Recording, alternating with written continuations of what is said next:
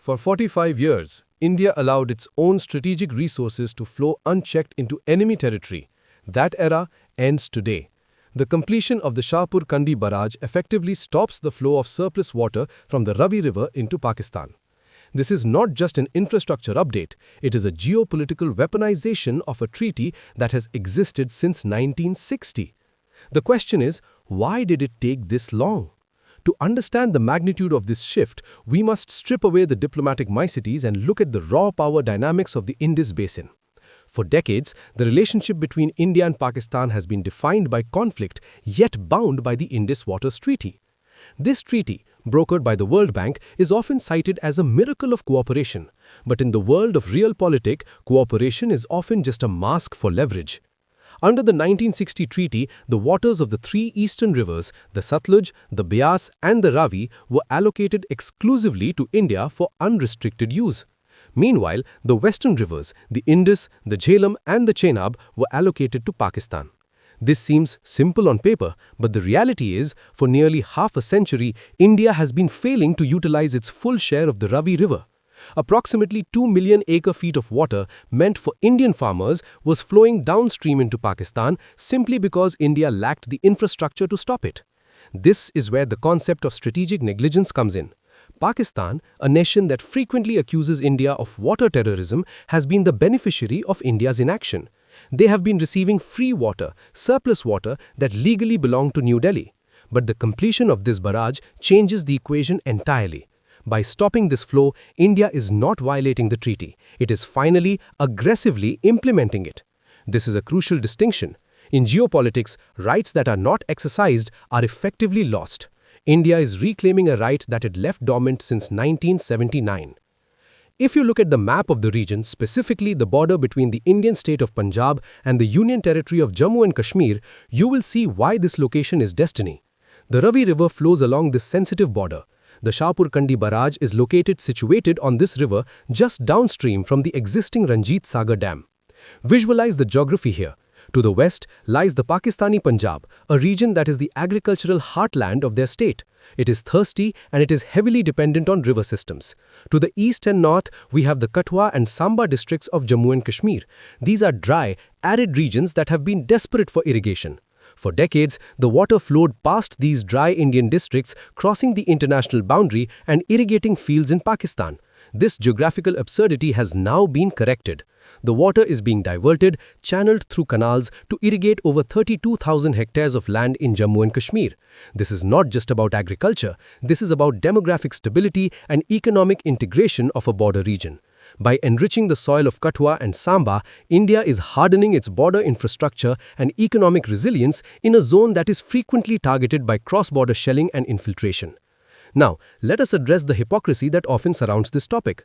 Whenever India builds a dam or a barrage, the narrative from Islamabad is one of victimhood. We hear cries of water aggression. International forums are petitioned. But look at the data. This project, the Shahpur Kandi barrage, was conceived in 1979. It was agreed upon by the governments of Punjab and Jammu and Kashmir. It stalled for decades due to internal disputes, not international pressure. The hypocrisy lies in the fact that while Pakistan demands adherence to the Indus Waters Treaty, it relies on India's inability to build infrastructure to survive. They have built their water security not on their own resources, but on the assumption of Indian inefficiency. That assumption is now dangerous. The completion of this project signals that the Indian state is becoming efficient. The internal disputes are resolved. The concrete has been poured. The gates are closed. This brings us to the strategic angle for India. Why does this matter for New Delhi's broader standing? We often talk about power in terms of missiles, aircraft, carriers, and GDP. But in the 21st century, fresh water is the ultimate strategic asset. South Asia is one of the most water-stressed regions on the planet. By securing this water, India is adhering to the principles of Atmanirbharta or self-reliance in the most literal sense. You cannot be a self-reliant power if you cannot even capture the resources that are legally yours. Furthermore, this move strengthens India's integration of Jammu and Kashmir. Since the abrogation of Article 370, the focus has been on development. But development requires resources. Water is the primary resource. By channeling the Ravi waters into the Kandi belt of Jammu, India is creating economic stakeholders in the union. Farmers who have water have a future. a region with a future is harder to destabilize through proxy wars and separatism. There is also a lesson here in diplomatic signaling. India has long threatened to revisit the Indus Waters Treaty in response to terrorism. You might recall the phrase, blood and water cannot flow together. While scrapping the treaty entirely is a nuclear option in diplomatic terms, maximizing the utilization of the treaty is a conventional weapon. It sends a message to Islamabad that India has levers and it is willing to pull them. It forces the adversary to calculate the cost of their actions, knowing that New Delhi can tighten the tap, legally and without firing a single shot. This is the essence of realpolitik. It is not about breaking laws. It is about exploiting the laws to your maximum advantage. It is about understanding that in an anarchic international system, no one will protect your interests if you do not protect them yourself. So, what is the strategic lesson for the future? India must continue this trajectory. The focus must shift from merely defending borders to developing the resources within those borders. Every drop of water that belongs to India under the IWT must be utilized. The Tulbul navigation project, the various hydroelectric projects on the Chenab, these must be expedited. We must also understand that this will invite backlash. We can expect Pakistan to raise this issue at the United Nations or the World Bank, citing humanitarian concerns or environmental impact. India must be prepared to counter this narrative with hard facts. The fact is, the IWT is generous to Pakistan, allocating them 80% of the water from the Indus system. India claiming its 20%, specifically the usage of the eastern rivers, is not aggression, it is equity.